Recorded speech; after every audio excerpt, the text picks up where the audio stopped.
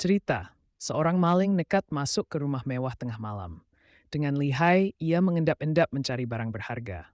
Namun, tiba-tiba terdengar suara dari kegelapan. "Mau nyolong ya?" kata suara serak itu. Si maling panik, menoleh ke segala arah. Suara itu terdengar lagi.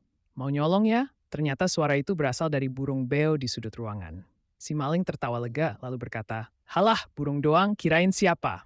Tapi burung itu menjawab, "Hati-hati bos, anjing di belakang udah ngeliat."